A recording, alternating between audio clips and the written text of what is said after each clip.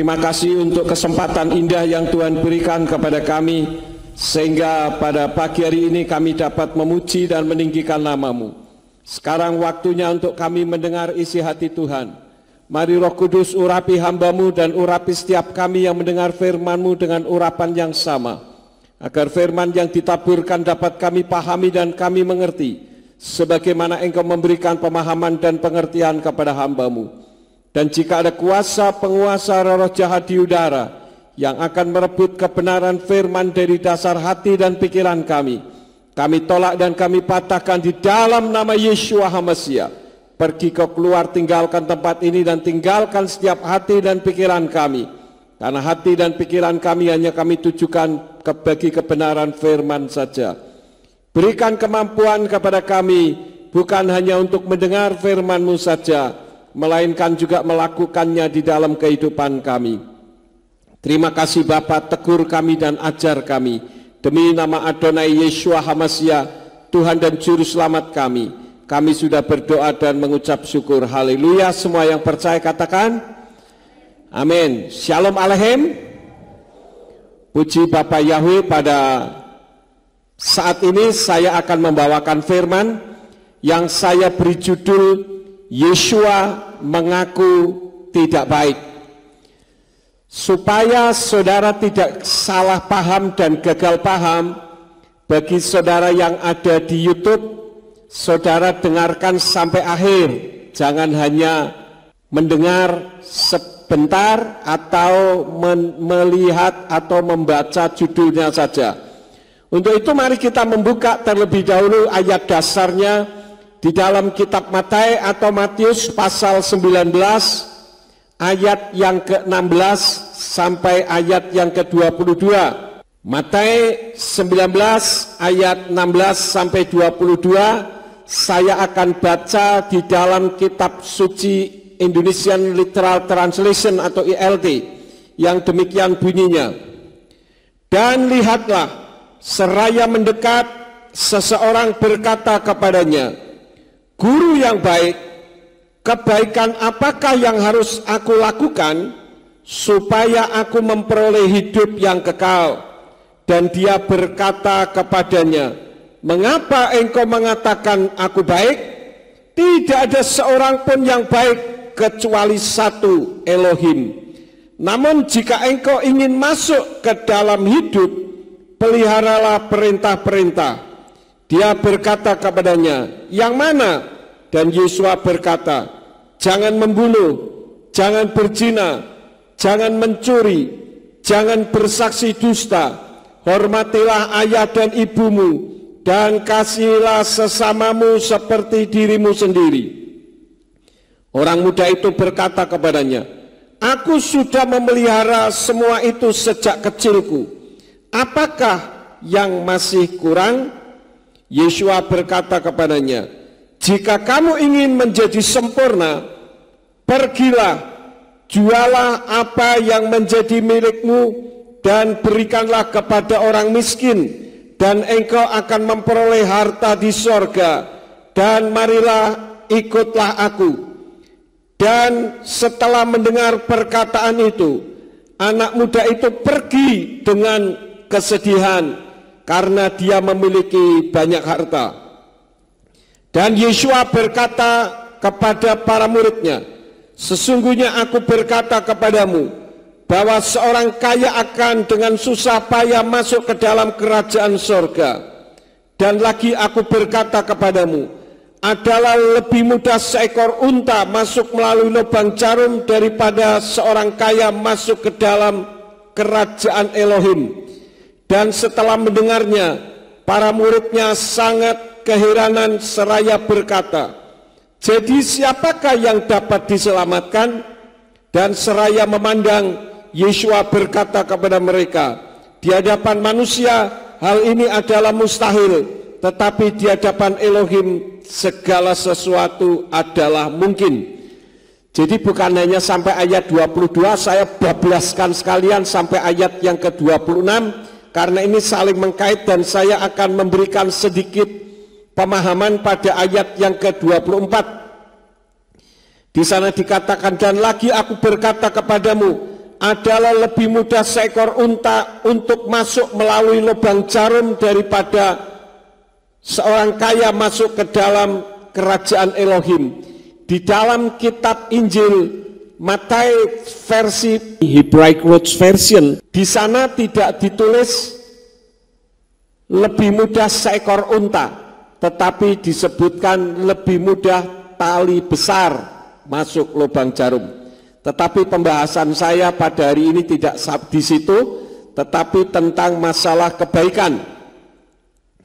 Nah, Bapak Ibu Saudara sekalian, kalau kita membaca di dalam kitab suci terjemahan Yayasan Lembaga Alkitab Indonesia pada ayat yang ke-16, di sana berbunyi demikian. Ada seorang datang kepada Yesus dan berkata, "Guru, perbuatan baik apakah yang harus kuperbuat untuk memperoleh hidup yang kekal?" Di ayat itu hanya diungkapkan guru begitu saja. Sedangkan Indonesian Literal Translation dikatakan guru yang baik. Ada sedikit kata yang terhilangkan di situ. Kemudian pada ayat yang ke-17 dari Yayasan Lembaga Alkitab Indonesia dikatakan, "Jawab Yesus, apakah sebabnya engkau bertanya kepadaku tentang apa yang baik? Hanya satu yang baik, tetapi jikalau engkau ingin masuk ke dalam hidup, turutilah segala perintah Allah." Ditulisnya begitu, tetapi sebetulnya yang dimaksud adalah perintah Tuhan. Tetapi saya sudah seringkali terangkan bahwa antara Allah dengan Tuhan itu beda. Allah itu nama, Tuhan itu sebutan. Jadi tidak bisa digabungkan antara sebutan dengan nama. Nah, pada ayat yang ke-17 dikatakan, "Jawab Yesus, apakah sebabnya engkau bertanya kepadaku tentang apa yang baik?" Jadi kalau mengacu dua ayat ini, versi Yayasan Lembaga Alkitab Indonesia, tidak ada kaitannya tentang Yeshua yang baik. Tetapi kalau saya membaca di dalam Brit Kadasa, yaitu kitab suci perjanjian baru di dalam bahasa Ibrani, di sana berbunyi, "Bohime isnikas elai wa yomar Rabbi Hatov." Di situ ada kata Rabbi Hatov.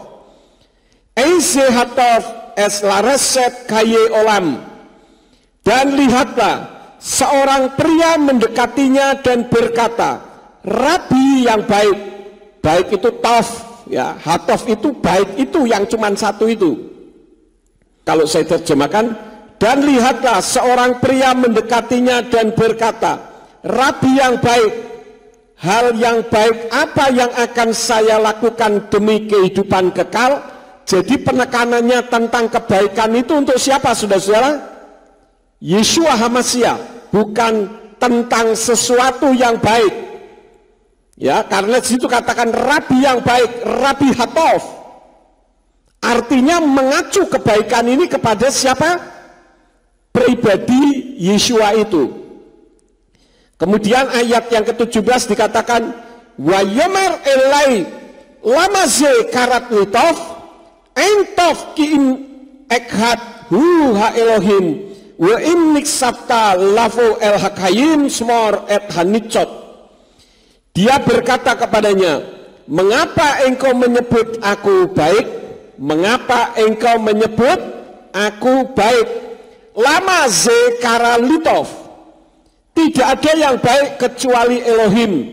Namun jika engkau ingin masuk ke dalam hidup kekal, peliharalah perintah-perintah. Tentu saja yang dimaksud adalah perintah Elohim. Tetapi Bapak Ibu Saudara sekalian yang kekasih, saya langsung jawab di bagian depan. Karena kalau saya tidak jawab di bagian depan, bagi orang yang a priori tidak akan mau melanjutkan mendengarkan apa yang saya sampaikan. Karena pasti Pak Yakub mengatakan Yeshua tidak baik. Ya, saya katakan Yeshua tidak baik. Nanti saudara akan melihat di bagian belakang. Ayat yang ke-17, Yeshua tidak mengatakan gam ani lotov. Artinya aku pun tidak baik. Ada enggak kata-kata itu? Halo? Ada enggak? Saya ulang sekali lagi ya. Ayat 17 dikatakan wa yomer elai lama sekarat litov entov ki im ekhat huha Elohim wa im niksafta lafo el hakayim smor et hamitsot. Dia berkata kepadanya, mengapa engkau menyebut aku baik? Tidak ada yang baik kecuali Elohim. Namun jika engkau ingin masuk ke dalam hidup kekal, peliharalah perintah-perintah. Mengapa engkau menyebut aku baik? Aku pun tidak baik. Ada enggak kalimat itu? Halo? Enggak ada. Tidak ada kalimat gam ani litov, aku pun tidak baik. Atau gam ani, aku pun demikian. Nitu, saya juga. Tidak ada kalimat itu. Nah, namun perkataan Yeshua itu ditafsirkan oleh pembacanya karena Yeshua tidak mengatakan, karena Yeshua mengatakan mengapa engkau menyebut aku baik? Ya, jadi yang digarisbawahi kalimat mengapa engkau menyebut aku baik berarti Yeshua tidak baik. Kan begitu. Kalau saya pendapatnya lain, nanti saudara akan mengetahui pendapat saya pada akhir khotbah ini. Tadi saya katakan Yeshua tidak baik. Ya, Yeshua tidak baik. Tetapi beda dengan ketidakbaikan yang kebanyakan orang pikirkan. Ketika Yeshua berkata, dia berkata kepadanya, mengapa engkau menyebut aku baik? Berarti dia tidak baik. Itu adalah penafsiran yang keliru, seperti Simpson, kekuatannya disangka ada pada apanya, saudara? Pada rambutnya. Seperti ayatnya yang tertulis di dalam Hakim-Hakim pasal yang ke-16. Kita lihat, Hakim-Hakim 16 ayat yang ke-17. Di sana dikatakan, dan dia menceritakan kepadanya segala isi hatinya dan berkata kepadanya, pisau cukur tidak pernah mengenai kepalaku, karena aku ini seorang Nazir Elohim sejak dari kandungan ibuku. Jika kepalaku dicukur, maka kekuatanku akan lenyap dariku, dan aku akan menjadi lemah dan menjadi sama seperti orang-orang lain. Karena Simpson mengatakan jika kepalaku dicukur, ketika rambutnya dipotong, maka aku lemah. Langsung orang berpikir, oh berarti sumber kekuatan Simpson ada pada rambutnya. Tetapi coba kita membuka di dalam Hakim-Hakim pasal yang ke-13 ayat yang ke-5. Di sana dikatakan, sebab engkau sekarang hamil dan mengandung seorang anak laki-laki, pisau cukur tidak boleh menyentuh kepalanya, karena anak muda itu akan menjadi seorang nazir bagi Elohim sejak dari kandungan, dan dia akan mulai menyelamatkan orang Israel dari tangan orang Filistin.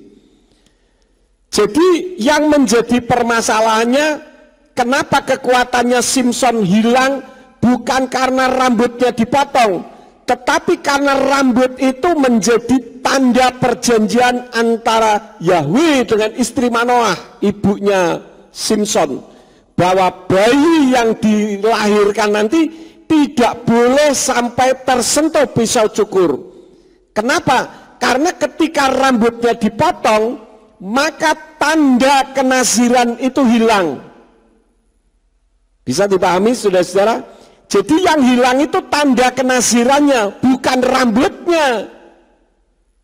Seperti misalkan tanda perjanjian antara Yahweh dengan Noah. Apa tandanya? Pelangi. Artinya ketika saudara melihat pelangi, saudara ingat bahwa Yahweh pernah mengadakan tanda perjanjian dengan Noah, bahwa bumi ini tidak akan pernah dimusnahkan menggunakan air bah. Walaupun saat-saat ini ada banyak kejadian-kejadian ya. Saya nonton di YouTube kejadian di Mamuju, kejadian di Kalimantan, dan memang ini semua harus terjadi sebagai tanda kedatangan Yeshua HaMasiah sudah dekat. Jadi ketika kita membaca kitab suci di mana Yeshua berkata kepadanya, "Mengapa engkau menyebut aku baik?" Jangan langsung kita berkata berarti Yeshua tidak baik. Ya. Nah, ada yang mengatakan begini, bukti bahwa Yeshua tidak baik, katanya saat Yeshua mengobrak-ngabrik meja penukar uang di bait suci. Itu bukti Yeshua tidak baik. Orang berpikir yang namanya baik itu tidak marah, meskipun diapa-apain juga.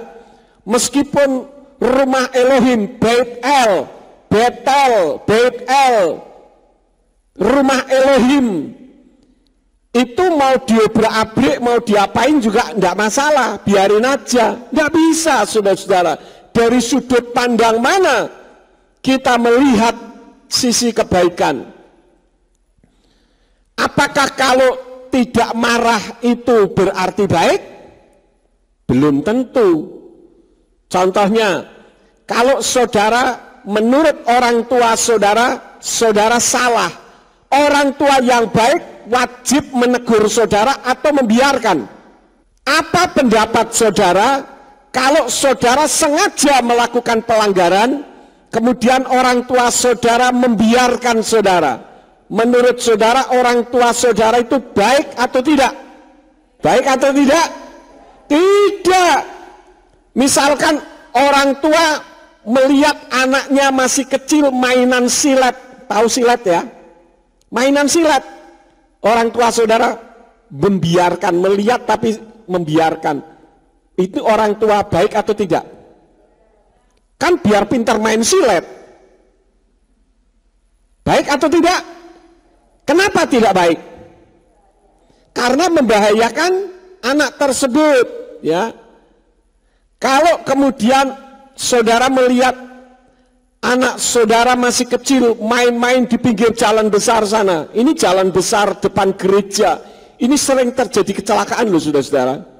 Ya, bahkan di tikungan sebelah sana seringkali ada orang yang selalu ketika jatuh ditanya, "Saya merasa jalannya lurus Pak, jadi naik motor buru-buru, jalannya menggok langsung aja terjun ke sawah." Ya, itu beberapa kali kejadian di situ. Tetapi ketika saudara melihat anak saudara masih kecil mainan di pinggir jalan, saudara membiarkan.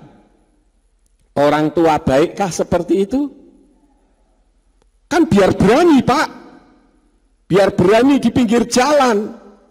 Ingat saudara-saudara, sesuatu yang mengasihi, sesuatu yang baik, itu bukan berarti membiarkan saja. Jadi ketika ada orang mengatakan Yeshua tidak baik karena marah, membongkar bangkirkan meja penukar uang yang ada di bait Elohim, kan bait Elohim jadi berantakan, itu tanda Yeshua tidak baik. Nah sekarang kita melihat kebaikan dari sisi Tuhan itu modelnya seperti apa. Mari kita membuka di dalam kitab Ibrani pasal yang ke-12, ayat yang ke-7 sampai ayat yang ke-8.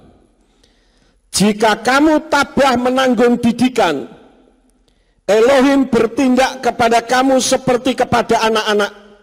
Sebab siapa yang menjadi anak yang ayahnya tidak mendidiknya?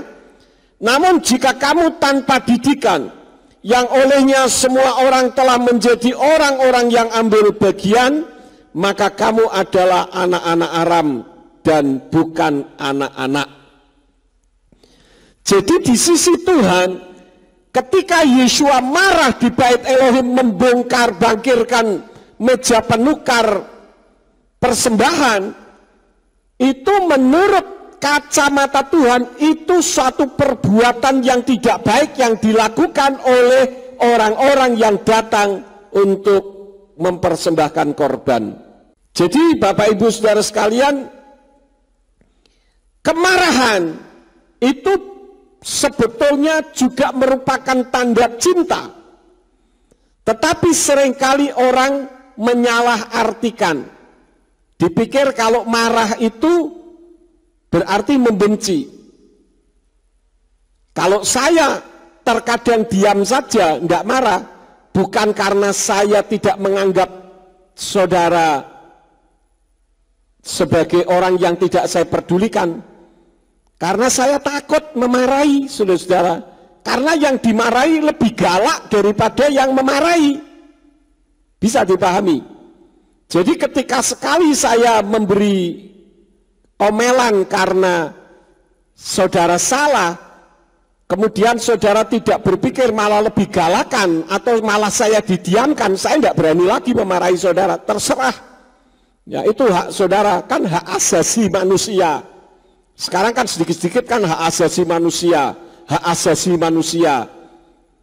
Jadi hak saudara untuk berbuat salah, enggak masalah. Kalau ditegur tidak mau, saya biarkan. Tapi kalau ditegur mau, saya perhatikan. Malah Om Pen itu pernah saya jadikan contoh kan saudara-saudara. Ketika dia baru pertama kali datang ke Ambarawa mau memasukkan mobil nabrak garasi. Saya sebetulnya tidak marah kepada Om Pen. Saya marahnya kepada yang lain, cuman semua sudah terjadi, suruh bagaimana lagi.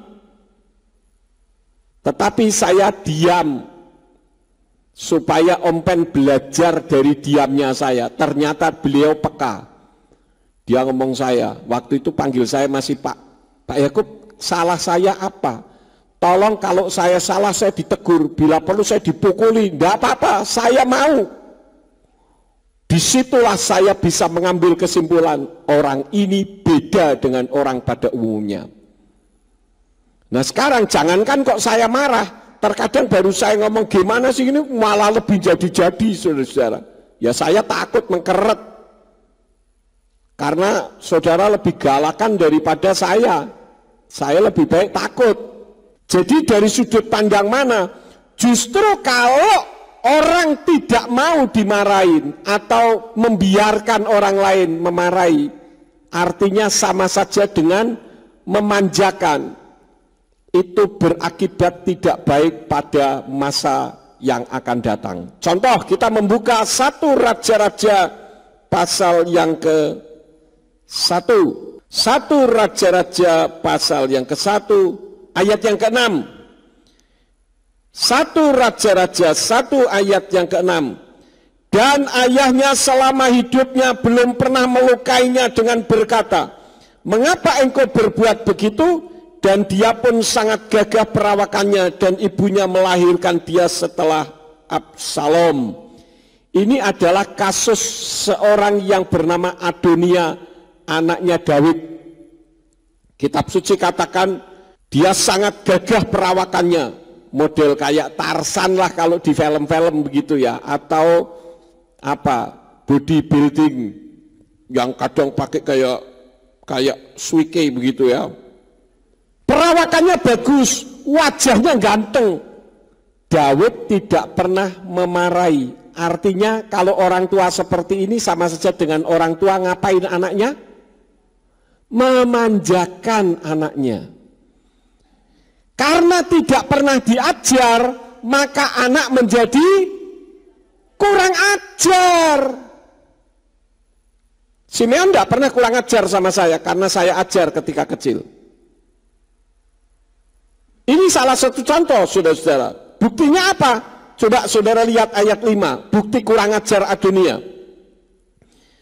Dan Adonia, anak Hagit, meninggikan dirinya sendiri dengan berkata, aku akan menjadi raja. Dia memperlengkapi dirinya dengan sebuah kereta perang dan orang berkuda, serta 50 orang yang berlari di depannya. Perhatikan ayat yang ke-11. Lalu Nathan berkata kepada Batsheba ibu Salomo dan mengatakan, apakah engkau belum mendengar bahwa Adonia anak Hagit telah memerintah sedang tuan kita Daud tidak mengetahuinya? Artinya apa? Adonia mau merebut kekuasaan Daud. Adonia menjadi anak yang kurang ajar karena apa? Dia mau mengkudeta ayahnya. Bisa dipahami saudara? Ini anak kurang ajar. Jadi misalkan seperti sekarang ini, saya sebagai gembala sidang. Kemudian Simeon mengumpulkan saudara, membuat gembala tandingan, misalkan. Itu yang disebut kurang ajar. Bisa dipahami saudara-saudara? Jadi dari sudut pandang mana kita melihat ketika Yeshua marah di bait Elohim? Sudut pandang Tuhan itu beda dengan sudut pandang manusia. Manusia sudut pandangnya serba mengarah kepada keegoisannya sendiri, mau enaknya sendiri, mempersembahkan korban tinggal beli di bait Elohim. Tidak perlu repot pada zaman itu harus membawa korban persembahan dari rumah. Cukup beli saja di situ. Dan apa yang Yeshua lakukan, karena memang struktur memberikan persembahan harus seperti apa yang Yeshua lakukan. Ketika Yeshua melihat ada orang menukar uang, tentu ada keuntungan yang didapat. Maka Yeshua marah. Karena apa yang Yeshua lakukan itu dari sudut pandang Elohim. Karena Yeshua memang Elohim. Jadi terkadang kalau kita tidak memahami saudara-saudara, kita bisa salah paham tentang Tuhan. Seperti contohnya kasus Uzza.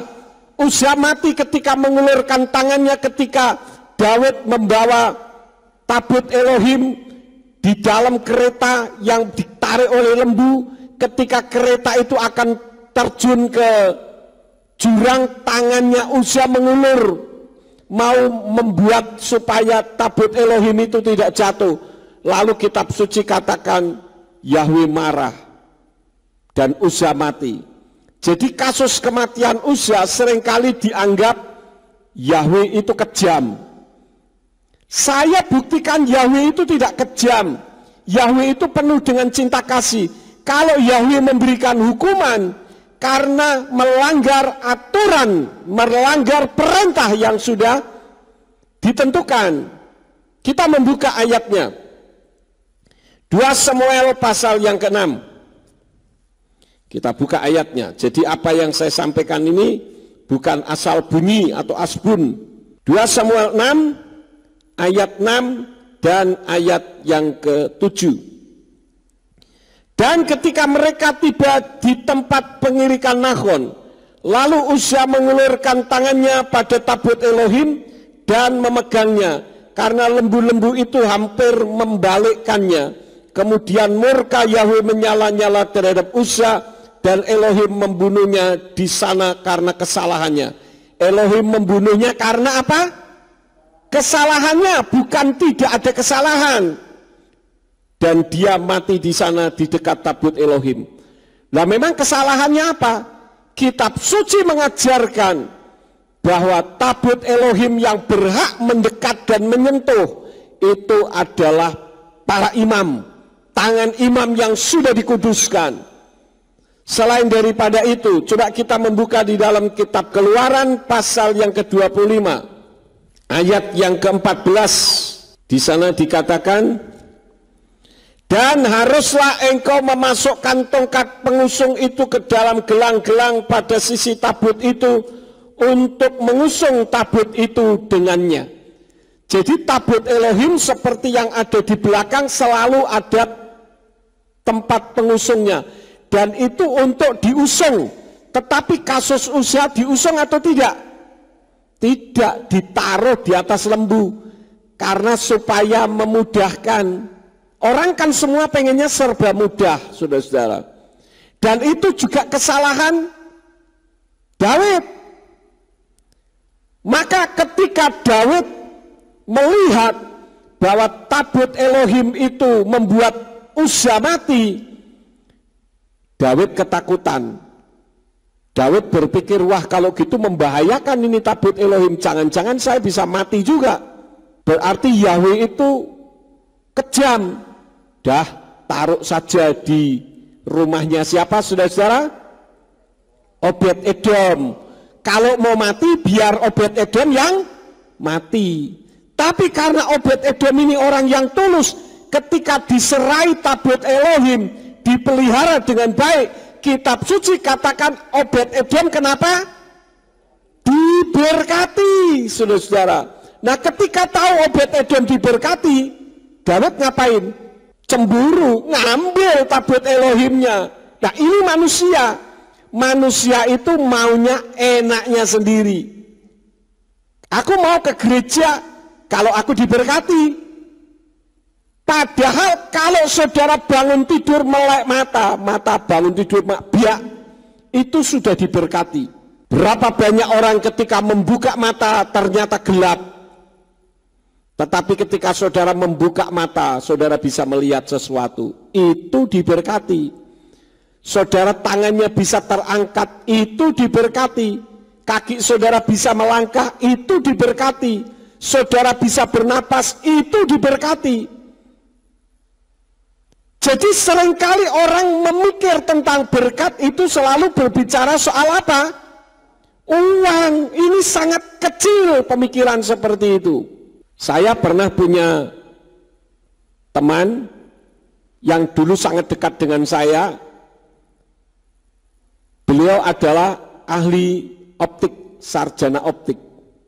Saya tanya kepada beliau tentang masalah mata.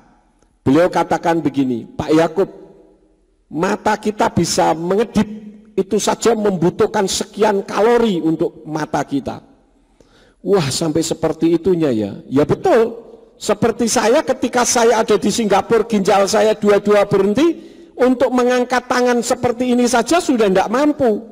Bawaannya tidur saja. Kenapa? Karena darah saya sudah beracun. Oksigen ke otak kurang. Oksigen ke otak kurang, maka bawaannya ngantuk. Jadi kalau saudara mengantuk, itu karena oksigen ke otak kurang. Makanya ada orang yang kalau ngantuk itu, wah, kenceng kayak tukang becak itu ya. Itu ada baiknya juga sebetulnya supaya menghirup oksigennya itu banyak. Tapi kalau semua seperti itu jadi kayak kur. Jadi kenapa orang menguap? Karena kekurangan oksigen, ya. Jadi kematian Uzza, kasus kematiannya Uzza itu karena dia yang melanggar. Jadi kita jangan salah pemikiran tentang Yeshua yang mengobrak-ngabrik meja penukar uang di Bait Elohim. Kemudian lagi kasus Nadab dan Abihu. Kita membuka di dalam Imamat pasal yang ke-10. Nadab dan Abihu. Nadab dan Abihu itu siapa saudara? Anak-anaknya Imam Harun. Tetapi mereka belum ditabiskan sebagai imam loh. Imamat pasal 10 ayat 1. Dan Nadab dan Abihu, anak-anak Harun, masing-masing mengambil pedupaannya dan mereka menaruh api ke dalamnya, lalu membubuhkan dupa di atasnya, dan mereka mempersembahkan api asing di hadapan Yahweh yang tidak dia perintahkan kepada mereka. Jadi melakukan apa yang mereka mau tanpa perintah dari Imam Aharon. Jadi mau-maunya sendiri. Nah sekarang kita lihat Bilangan pasal yang ketiga. Bilangan pasal yang ketiga, ayat yang keempat.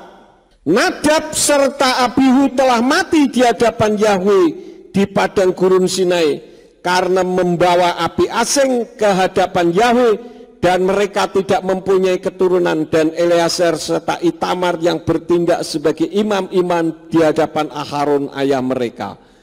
Jadi kematian Nadab dan Abihu karena mereka melanggar firman, melanggar aturan yang sudah dipersiapkan oleh Yahweh. Jadi manusia terkadang memberikan penilaiannya keliru. Kalau diomeli berarti dibenci. Terkadang saya belum sempat ngomelin saja orang sudah membenci saya. Saya mengajarkan kebenaran juga ditafsirkan keliru. Kan begitu saudara-saudara. Kalau saudara membaca di internet, di YouTube saya sekalipun, ada banyak sekali yang membuli saya dan saya dianggap sesat. Bagi saya tidak masalah, saya tidak terkontaminasi 0,0001% sekalipun tentang masalah saya dianggap sesat dan saya banyak dihujat. Kenapa? Karena saya punya pegang prinsip di dalam kitab Amsal. Amsal pasal yang ketiga, ayat yang kelima sampai ayat yang keenam. Percayalah kepada Yahweh dengan segenap hatimu, dan hendaklah engkau tidak bersandar pada pengertianmu sendiri. Akuilah dia dalam segala jalanmu, maka dia akan mengarahkan jalanmu.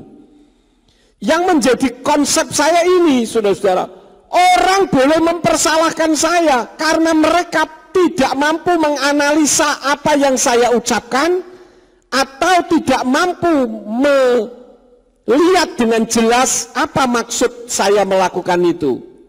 Ketika nonton YouTube, saya ada di persidangan saja, banyak yang membuli. Masa LAI kok dituntut? Siapa yang mengajar Pak Yakub untuk menuntut LAI?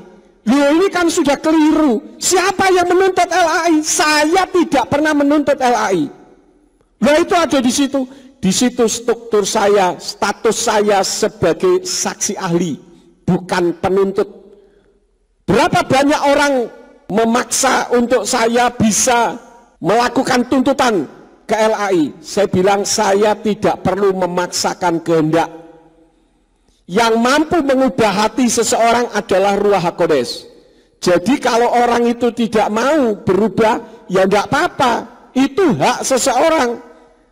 Nah, kok Pak Yakub ada di persidangan itu, saya sebagai saksi ahli, apa yang Tuhan berikan kepada saya untuk saya jelaskan. Mau terima ya monggo, enggak mau terima ya monggo. Itu hak seseorang kok. Dan tidak ada yang memaksa. Ayo Pak Yakub debat sama si A, si B, sama si C. Saya sudah banyak debat, capek, karena nama Yahweh itu tidak perlu diperdebatkan, diterangkan. Mau menerima ya silahkan, puji Bapak Yahweh, haleluya, bukan halelual.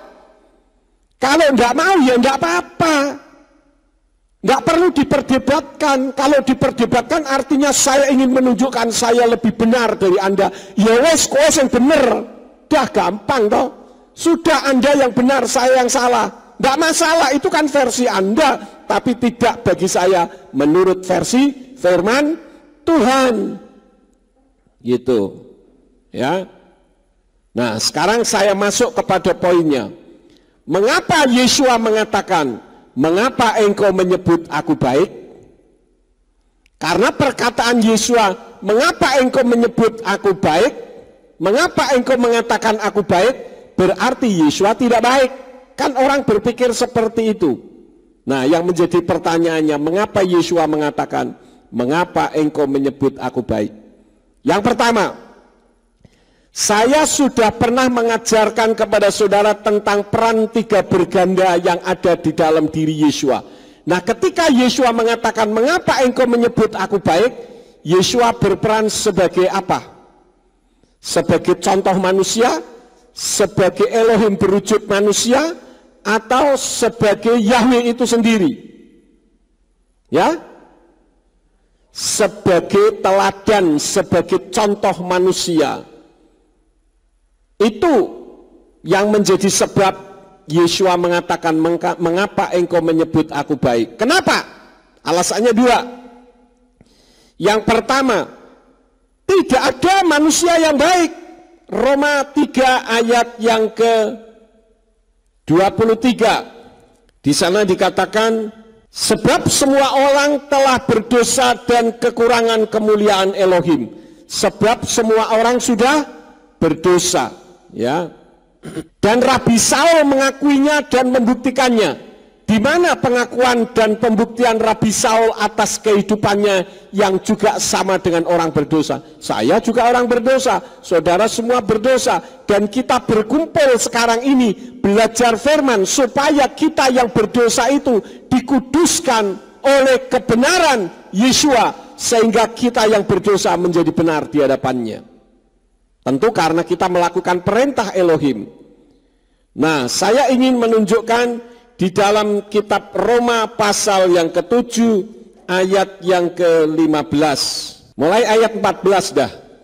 Sebab kita telah mengetahui bahwa Torah adalah rohaniah, sedangkan aku adalah jasmaniah, yang terjual di bawah dosa. Torah itu artinya hukum atau pengajaran.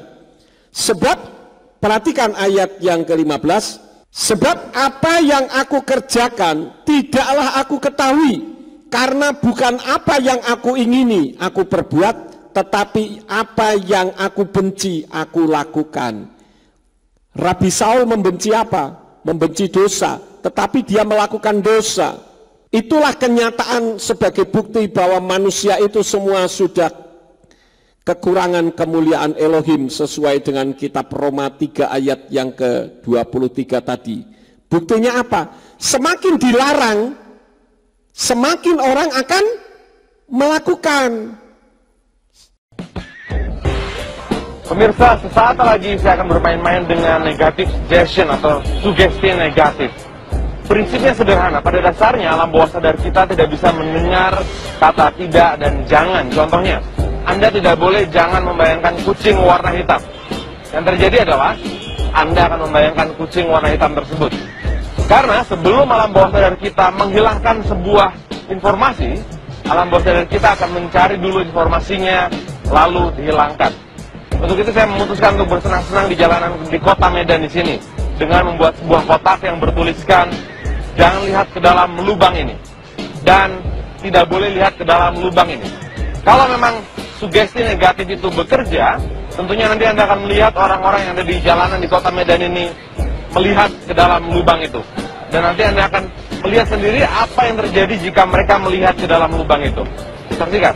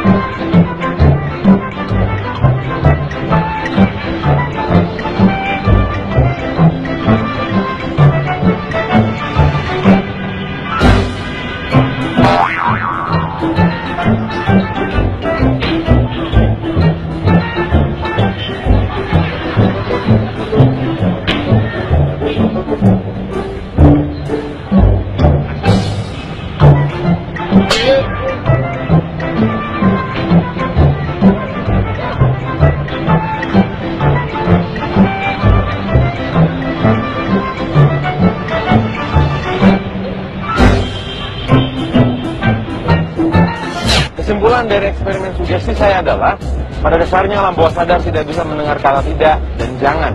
Jika Anda berbicara pada diri Anda sendiri, saya tidak akan sakit, maka yang terjadi adalah tubuh Anda perlahan-lahan akan memproduksi sakit tersebut. Lebih baik Anda mengucapkan pada diri Anda, saya lebih sehat dan lebih baik dari sebelumnya. Ngamuk-ngamuk, lu nggak bisa disalahkan, sudah ada tulisannya lu.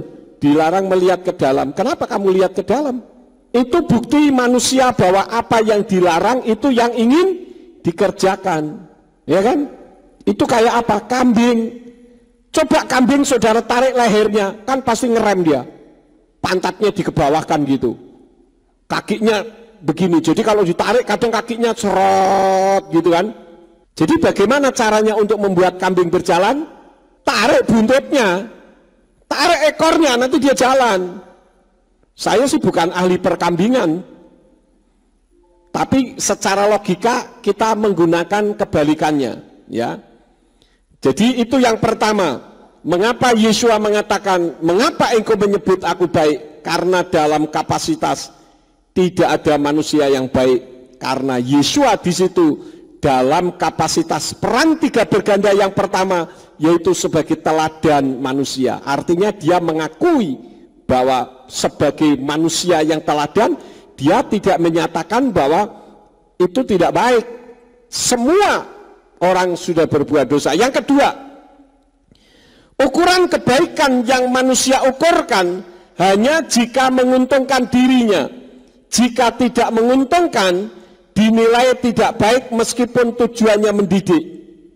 Buktinya apa? Coba kita membuka lagi tadi di dalam kitab Injil Matius 19, saudara-saudara, coba kita lihat Matius 19, bukti dari ucapan Yeshua, ya. Ayat yang ke-22, di sana dikatakan, dan setelah mendengar perkataan itu, anak muda itu pergi dengan kesedihan karena dia memiliki banyak harta. Jadi ukuran kebaikan yang manusia ukurkan hanya jika menguntungkan dirinya. Jika tidak menguntungkan, dinilai tidak baik meskipun tujuannya mendidik. Itu yang dilakukan oleh Yeshua. Kenapa Yeshua katakan, mengapa engkau mengatakan aku baik? Karena diharapkan dengan apa yang sudah dilakukan oleh orang muda, aku mengembalikan perpuluhan, aku melakukan Torah, tidak mencuri, tidak berzina dan sebagainya. Tadi kan sudah disebutkan. Artinya dia adalah pelaku Torah. Tetapi Yeshua katakan, kalau kamu mau sempurna, jualah semua hartamu, berikan kepada orang-orang yang membutuhkan. Wah, ini enggak baik ini. Lalu dia sedih dan meninggalkannya. Karena dinilai Yeshua tidak baik. Lah tadi dia katakan, guru yang baik, Rabi Hatov, guru yang baik. Tapi ketika diberitahu sesuatu yang tidak menguntungkan, maka dia katakan tidak baik ini di dalam hati. Makanya dia meninggalkan Yeshua. Berapa banyak kali saya melihat orang meninggalkan Yeshua karena dianggap tidak baik. Saya punya pacar ini luar biasa Tuhan, cantiknya luar biasa, hidungnya mancung, matanya belo. Ya kalau mata belo bagong, hidung mancung, etro. Ini luar biasa loh Tuhan. Kenapa kok pacar saya yang begini Tuhan izinkan untuk meninggalkan saya? Kalau begitu berarti Tuhan tidak mendukung saya. Kan begitu. Wes, goodbye my love Tuhan. Wong Tuhan tidak dukung saya. Padahal Tuhan sudah menyediakan sesuatu yang lebih baik. Tetapi kan orang tidak mau melihat endingnya, akhirnya itu tidak melihat. Lihatnya sekarang ini loh, ini yang istimewa, ini pakai telur Tuhan. Padahal Tuhan sudah menyiapkan yang lain, yang jauh lebih baik. Ya. Jadi saat itu bagi orang muda itu, Yeshua tidak baik lagi, maka ditinggalkan. Ada satu kesaksian, banyak orang-orang mau minjam uang kepada saya. Saya sudah katakan saya ini bukan bank, saya tidak bekerja sekuler, ya, saya murni otak yang ada di pikiran saya adalah pelayanan, tidak lebih daripada itu. Tetapi ketika orang mau pinjam uang, wah baik-baikin saudara-saudara, ya, bahkan bawa oleh-oleh segala agar yang mau dipinjami berpikir orang ini baik, ya kan? Tapi giliran sudah dipinjamin, ditagih, garang. Bahkan ada orang yang ditagih malah yang keluar bukan uang, tetapi apa? Celurit yang keluar. Kemarin saya nonton video di YouTube itu. Ada seorang polisi yang menangkap orang di dalam rumah karena dia, orang itu hutang dengan si A. Ketika didatangi, dia bawa celurit. Dia tidak tahu bahwa yang bersama dengan dia adalah polisi. Langsung ditangkap, saudara-saudara. Ketika hutang apakah bawa celurit? Coba kalau saudara mau hutang bawa celurit. Pak Yakob, saya mau hutang. Kira-kira diberi enggak? Tak tinggal mayu. Saya lari. Pak Yakob ini luar biasa loh, dipakai Tuhan, ganteng, awet nom, apa meneh? Wis sakarepe. Pokoknya hebat semuanya. Ini sekedar oleh-oleh Pak Yakob bawa sesuatu. Tapi ujung-ujungnya, nah saudara sudah tahu ujungnya, ya.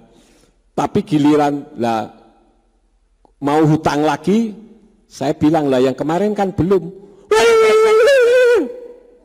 kan begitu, ya. Betul nggak sih saudara? Nah betul. Ya ini yang terjadi. Itu yang pertama ya. Jadi saya ulang lagi, mengapa Yesua mengatakan, mengapa engkau menyebut aku baik? Karena dalam kapasitas Yesua berperan sebagai contoh manusia. Tapi dia tidak mengatakan aku juga gitu loh ya, bukan gitu. Gam anilotov, bukan gitu. Aku juga tidak baik. Yesua tidak pernah mengatakan itu loh. Tetapi saya nanti akan mengatakan Yesua memang tidak baik. Nanti saudara tahu apa statement saya. Walaupun Yesua tidak mengatakan aku pun tidak baik. Bisa dipahami saudara-saudara, itu yang pertama. Yang kedua, yang Yesua ucapkan itu menurut pandangan dari sisi orang tersebut terhadap dia. Jadi segala sesuatu bisa dinilai dari sudut yang berbeda. Sudut pandang mana yang kita ikuti? Sudut pandang manusia atau sudut pandang Tuhan? Sudut pandang manusia biasanya mengacu kepada yang mayoritas. Tetapi belum tentu yang mayoritas itu selalu benar. Buktinya ajaran Yesua pada saat Yesua ada di atas muka bumi, yang diajarkan itu belum pernah ada, minoritas. Jadi terkadang orang berpikir bahwa yang mayoritas itu baik dan umum, termasuk di dalam kehidupan dunia nyata. Kemarin itu saya sedih membaca berita, Bu Risma hari ini sekarang kan menjadi menteri apa? Sosial. Dia belusukan ke tempat-tempat orang yang susah, dikatakan pencitraan. Dan yang ngomong pencitraan bukan satu, tapi kelompok institusi. Sampai Bu Risma hari ini bersumpah-sumpah demi Allah saya tidak pencitraan. Artinya apa? Orang yang berjuang dengan sungguh-sungguh dipersalahkan. Artinya apa? Yang membuli itu orang yang hidupnya tidak benar. Pencitraan doang. Supaya masuk TV, ayo dong disetting ya, saya sedang ada di gerobak kotak sampah, saya pegangin begitu, kamu video dari sana ya. Wah baik-baik ngobrol, apa kabar Bapak? Orang bilang, wih ini pemimpin hebat, dia mau bersusah-susah. Padahal itu settingan. Lah giliran yang bekerja dengan sungguh-sungguh malah dibully. Inilah otaknya wis kualik kabeh, saudara. Terbalik semua otak manusia sekarang ini. Coba orang yang berjuang dengan sungguh-sungguh. Saudara sebagai pekerja, saudara bekerja dengan jujur, pasti saudara akan dibenci. Karena dianggap tidak mendukung kebijakan yang lain untuk berkorupsi. Ini kejadian yang nyata. Ya. Jadi ajaran Yesua itu ajaran yang minoritas, sehingga dianggap salah. Karena salah maka Yesua perlu disalib. Bisa dipahami saudara-saudara. Nah sekarang masuk kepada statement yang berikut. Yesua akan mengatakan, mengapa engkau menyebut aku baik? Tetapi saya katakan Yesua bukan hanya baik, tetapi dia lebih daripada baik. Maka dari itu saya katakan memang Yesua tidak baik. Karena apa? Yesua bukan hanya sekedar baik, tetapi lebih daripada baik. Ini statement saya. Bisa dipahami? Buktinya apa? Kita membuka di dalam kitab Roma pasal yang ke-5. Jadi semua itu harus dibuktikan. Kalau saya mengatakan Yesua memang tidak baik karena dia lebih dari sekedar baik. Roma 5 ayat yang ke-8. Namun Elohim menunjukkan kasihnya, Roma 5 ayat 8. Namun Elohim menunjukkan kasih-Nya sendiri kepada kita, bahwa ketika kita masih berdosa, Hamasya sudah mati ganti kita. Jadi Yesua rela mati untuk siapa saja, baik orang yang memusuhinya maupun untuk orang yang tidak dikenalnya. Apa itu tidak baik, saudara-saudara?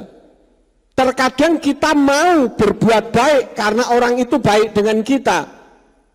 Bisa dipahami? Halo? Bisa dipahami? Itu yang terjadi. Tetapi Yesua dengan orang yang tidak kenal, dia rela mati. Apakah kita pernah kenal ketika Yesua ada di bumi? Tidak. Tapi Yesua sudah rela mati untuk saudara dan untuk saya. Itu membuktikan bahwa Yesua bukan hanya baik, tetapi lebih daripada baik.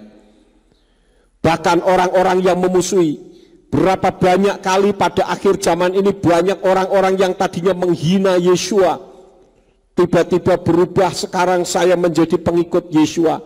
Termasuk anaknya Hamas sendiri, anak ketua Hamas yang tadinya begitu membenci Yesua, sekarang menerima Yesua. Dan ada banyak orang yang membenci Yahweh. Belakangan ini ada beberapa yang menulis WA kepada saya, mengatakan apa? Pak Yakub, mohon maaf, dulu saya benci sekali dengan Bapak. Loh, kok benci? Wong saya kenal aja. Enggak, kok benci? Karena yang dibenci apanya? Pengajarannya. Tapi sekarang saya tahu bahwa apa yang Bapak ajarkan itu satu kebenaran firman. Kok yo baru ngerti ya Pak yo? Lah salah dewe. Siapa yang suruh menghujat-hujat, kalau belum mengerti dengarkan dulu. Karena orang cenderung ingin berdebat, ingin menunjukkan dirinya hebat. Bagi saya tidak masalah, Anda lebih hebat dari saya. Menurut pandangan siapa dulu? Menurut pandangan manusia, go ahead, silahkan, saya tidak butuh sanjungan manusia, bro. Itu kalau saya. Manusia boleh membuli saya, yang penting Tuhan tidak membuli saya. Jadi Yesua rela mati untuk yang memusuhinya dan untuk yang tidak dikenal. Apakah itu baik? Lebih dari baik. Yang pertama. Yang kedua, membiarkan dirinya mati agar orang yang jahat bisa hidup. Ini kan aneh, saudara-saudara ya. Kita membuka di dalam kitab Matius pasal yang ke-27 ayat yang ke-26. Kemudian dia membebaskan Barabas bagi mereka, dan setelah mencambuki Yesua, ia menyerahkan supaya dia disalib. Jadi pada saat Pilatus mengatakan, apa yang harus aku perbuat dengan orang ini? Yesua yang disalib atau Barabas? Orang teriak, Barabas yang dilepaskan, salibkan dia, salibkan dia. Pertanyaan saya, Yesua bisa tidak membela dirinya sendiri? Sangat bisa. Kalau Yesua ngomong, aduh le, kowe kok angel men domongi, angel wis to angel men kowe iki. Wis, saiki tak pateni kabeh kowe ya. Dadi kodhok, ceot, jadi katak semua, saudara-saudara. Tapi Yesua tidak mau melakukan itu. Pohon saja dia katakan, engkau tidak menghasilkan buahnya. Bukan hanya tidak menghasilkan buahnya, tapi mati kering sampai ke akar-akarnya. Apalagi manusia. Yesua membunuh saat itu bisa, tetapi Yesua rela mati supaya Barabas bisa hidup. Artinya Yesua membiarkan dirinya mati agar orang yang jahat seperti Barabas hidup.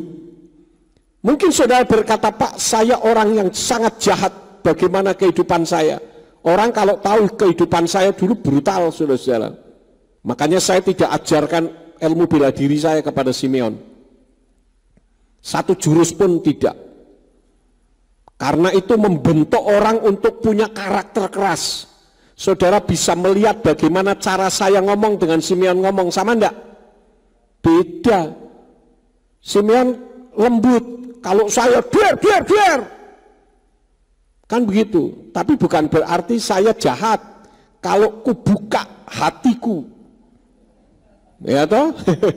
Maka yang keluar adalah hati, waru, love. Itu loh saudara. Jadi Yesua membiarkan dirinya mati agar orang jahat hidup. Itu baik atau tidak? Lebih dari baik. Ya. Jika Yesua cuma baik, berarti sama dengan manusia pada umumnya yang bisa melakukan kebaikan karena menguntungkan. Bayangkan orang mau mati untuk orang baik, tetapi Yesua mati bukan hanya untuk orang baik, tetapi untuk orang yang tidak dikenal dan untuk orang yang memusuhinya. Maka saya katakan Yesua memang tidak baik, tetapi dia lebih dari baik. Nah, kalau Yesua lebih dari baik, bagaimana dengan kehidupan saudara? Apakah saudara tetap mencintai Yesua apapun yang terjadi? Atau karena terintimidasi oleh orang lain saudara rela meninggalkan Tuhan? Saya mengakui orang-orang yang datang beribadah di tempat ini adalah orang yang teruji. Karena itu saya angkat 2 jempol untuk saudara, 2 jempol tangan, 2 jempol kaki. Kalau semuanya jempol tak unggah ke kabeh. Kenapa? Karena saudara sudah berani untuk dibuli orang, karena saudara lebih mengutamakan Tuhan daripada disanjung manusia. Kalau dulu saya mau diam-diam saja, tidak ada gereja ini, ya. Tapi saya tegaskan, saya tidak bekerja untuk doktrin gereja, saya bekerja untuk firman Elohim. Karena itu saya pegang, lebih baik saya dibuli manusia daripada dibuli Tuhan. Dan Tuhan tidak pernah membiarkan kita. Dia adalah Yahweh Yireh, Yahweh yang menyediakan apa yang menjadi kebutuhan saya dan kebutuhan saudara. Jadi semua kembali kepada kita, kepada saudara masing-masing. Ketika saudara mengalami hal-hal yang tidak enak, apakah saudara bisa tetap mengucap syukur dan berkata, Tuhan engkau baik bagiku? Atau engkau berkata, kali ini engkau tidak baik Tuhan, karena permintaanku tidak engkau kabulkan. Padahal saya katakan semua orang berdoa itu dijawab atau tidak? Dijawab. Jawabannya apa? Ya, tunggu, tidak. Jadi semua itu dijawab. Cuman manusia maunya apa? Ya. Padahal Tuhan berikan sesuatu yang lebih baik. Paham saudara-saudara? Tetaplah pegang kebenaran, karena kebenaran yang akan menghidupkan saudara. Amin buat firman Tuhan. Baik saudara-saudara, pada hari ini Elizama akan pamitan kepada saudara karena pada tanggal 21 Januari tahun 2021 akan berangkat ke Bengkayang, ke Pontianak. Dari Pontianak masih 5 jam ke Bengkayang. Tetapi perlu kita dukung doa karena hasil PCR-nya baru akan keluar tanggal 20 sore. Kita doakan supaya negatif, karena kalau reaktif juga tidak boleh berangkat, ya. Jadi ini Pak Eli ini masih pergumulan. Nah, di sana akan membantu pelayanan dari Gereja Pemulihan Firman Singa Yehuda, tempatnya Pak Fama Vali Bali. Dan itu tanahnya sudah diwakafkan ke Gereja Pemulihan Firman untuk ke Majelis Pusat dan akan ditempatkan untuk selamanya di GPF Singa Yehuda di Bengkayang. Dan perlu saudara ketahui bahwa kemarin saya baru saja menulis surat pengutusan karena di Bali, di Denpasar juga ada GPF baru, yaitu Gereja Pemulihan Firman Samayim. Ya, kita beri kemuliaan Tuhan. Dan itu di kota Denpasar. Kalau yang sekarang ini sudah ada di tempat Pak Timothy Sabar Pasar Ibu, itu di GWK, itu di Jimbaran, itu katanya jaraknya sekitar 1 jam. Jadi kita bersyukur ada penambahan GPF lagi. Dan saya yakin GPF akan terus berkembang karena Bapak Yahweh dahsyat luar biasa. Ya, silakan Pak Eli untuk maju ke depan. Salam alaikum. Ya, puji Bapa Yahweh, luar biasa di tempat ini, sangat luar biasa pelayanan Bapak Gembala di tempat ini dan juga jemaat-jemaat Tuhan yang sangat luar biasa mendukung pelayanan Bapak Gembala di tempat ini. Dan terlebih saya ucapkan terima kasih kepada Bapak Yahweh, walaupun saya dulu di Kalimantan Timur dipecat karena saya pakai nama kata Allah, dan karena saya mengenal kebenaran, saya meninggalkan semua yang lain dan saya mengikut Bapak Gembala di tempat ini, mengenal Bapak Yahweh sampai Tuhan Yesus Masiah datang kedua kali. Dan saya ucapkan terima kasih kepada Bapak Gembala yang telah menerima saya di tempat ini selama 2 tahun. Dan banyak nasihat-nasihat, didikan, pengajaran yang luar biasa dan teguran ya, supaya saya menjadi hamba Tuhan yang militan. Dan saya ucapkan terima kasih kepada seluruh jemaat Tuhan di tempat ini. Dan bila ada kesalahan saya, baik tingkah laku dan juga dalam perkataan, baik juga di Radio Suara Kebenaran Berkat Bagi Jiwa, kalau ada kata-kata yang salah, saya minta maaf, mohon dimaafkan. Dan kiranya Bapak yang memberkati jemaat Tuhan di tempat ini. Dan sebagai pesan saya, tempat ini dukung dalam doa pelayanan di sana, supaya juga nama Tuhan dimuliakan di Bengkayang. Dan saya ucapkan terima kasih semuanya kepada ketua pemuda semua yang selalu mendukung pelayanan, mendukung dalam doa saya. Dan kiranya Bapak Yahweh memberkati. Dan sebagai pesan yang terakhir, ya, dukung terus pelayanan Bapak Gembala di tempat ini. Mari kita sama-sama berdoa, walaupun saya jauh nanti di Kalimantan, tapi supaya nama Tuhan dimuliakan, ditinggikan di tempat ini. Dan juga pergumulan hamba gembala kita di tempat ini adalah membangun sebuah sekolah. Kalau ada sekolah di tempat ini, mungkin juga ada anak-anak dari Kalimantan bisa datang sekolah di tempat ini untuk untuk menerima kebenaran firman Bapak Yahweh di tempat ini. Dan puji Bapak Yahweh. Dan inilah kesaksian saya minta maaf sebesar-besarnya, dan kiranya Bapak Yahweh memberkati. Ya, terima kasih. Mari Bapak Ibu Saudara sekalian, kita bangkit berdiri bersama-sama. Arahkan tangan saudara ke depan. Kita berdoa untuk Elizama supaya Tuhan pakai di tempatnya yang baru. Bapak Yahweh, kami mengucap syukur untuk hamba-Mu Elizama Telaumbanua yang telah 2 tahun tanpa sadar ada di tempat ini.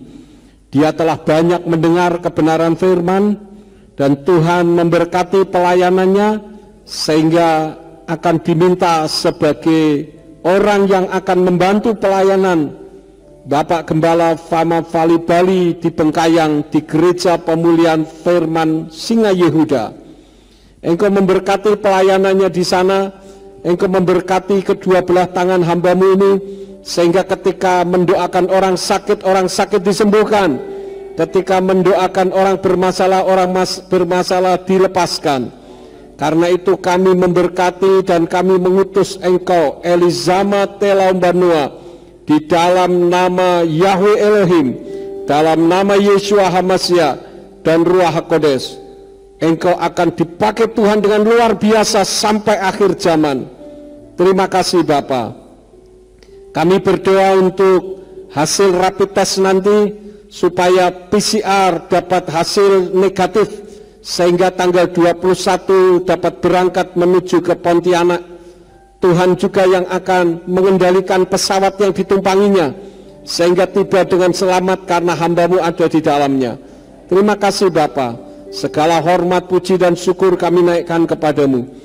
Demi nama Adonai Yeshua HaMashiach kami berdoa dan mengucap syukur. Haleluya. Amin. Ya, silakan duduk saudara-saudara. Kita tetap berdiri. Saya akan akhiri dengan doa untuk kemuliaan Tuhan. Mari kita tundukkan kepala bersama-sama dengan penuh ucapan syukur. Kami mengucap syukur kepadamu pada hari ini Bapa, atas segala kebaikan Tuhan. Yeshua, Engkau tidak baik, Engkau lebih dari baik. Karena itu terimalah ucapan syukur kami. Kalau sebentar kami akan pulang, kirim malaikat Tuhan untuk menjaga melindungi kami, tibakan di rumah dengan selamat.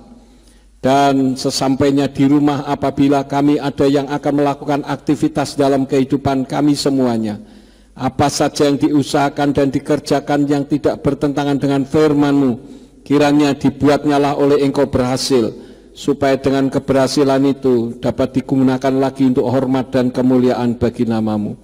Berkati hamba-hamba-Mu dan jemaat-Mu yang hidup kekurangan, sebagaimana Tuhan memberkati setiap kehidupan kami masing-masing. Kami berdoa untuk para pelayan yang sudah ambil bagian di dalam pelayanan pada hari ini. Engkau pakai mereka semakin hari semakin heran. Untuk tangan-tangan yang memberikan persembahan untuk siaran radio, kiranya Engkau juga yang akan memberkati. Terima kasih Bapa. Sekarang berkatilah kami, karena kami siap menerima berkat daripada-Mu. Mari kita angkat kedua belah tangan kita untuk menerima berkat Yahweh. Yefarka Yahweh Yesh mereka. Yahweh memberkati engkau dan memelihara engkau. Yair Yahweh pana oleh kawi kuneka. Yahweh menyinari engkau dengan wajahnya dan memberi engkau anugerah. Yisa Yahweh pana oleh kawi Yashem mereka shalom. Yahweh menghadapkan wajahnya kepadamu dan memberi engkau damai sejahtera. Diberkatilah engkau di kota dan diberkatilah engkau di ladang. Diberkatilah buah kandunganmu, hasil bumimu dan hasil ternakmu, yakni anak lembu sapimu dan kandungan kambing dombamu. Diberkatilah bakulmu dan tempat adonanmu.